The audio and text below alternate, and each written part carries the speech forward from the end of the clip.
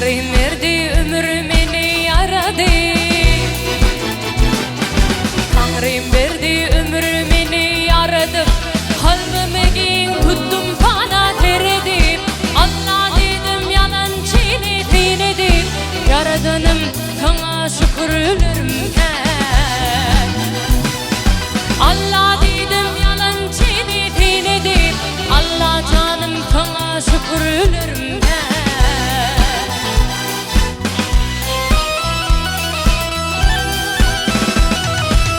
Yetimlerin başın tibap uçuyun. Bol terenme tece paylap geçeyim. Sadakamı paylap rızkım açayım. Yaradanım sana şükürlerim. Sadakamı berip rızkım açayım. Deyip Allah'ım sana şükürlerim.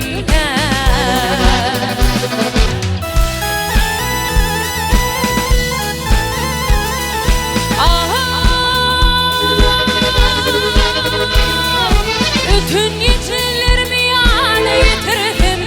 Duir edip iman dilep oturdum. Yaşan ömrüm ağrıyla ötürdüm. Yaradanım sana şükürlerim. Yaşan ömrüm ağrıyla ötürdüm. Ey bir var sana şükürlerim.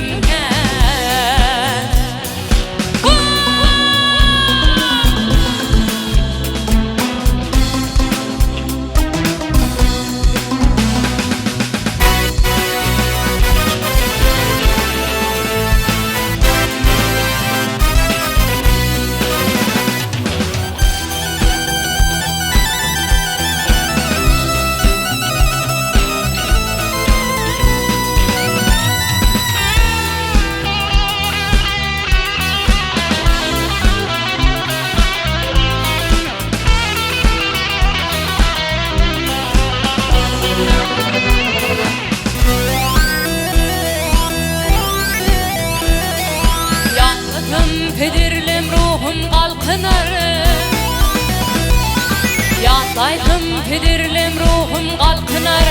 Ayet tevir edin adam yalkınar. Görünmeyen bilan yolu beklenir. Yaradanım sana şükürlerim. Görünmeyen bilan yolu beklenir. Büyük Tanrım sana şükürlerim.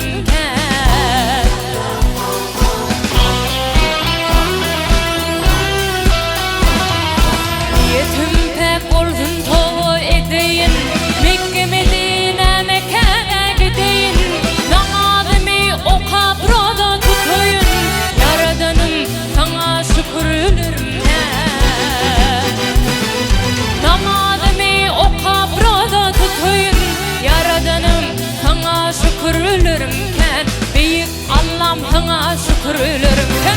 Armalaydır güç ver bana medet.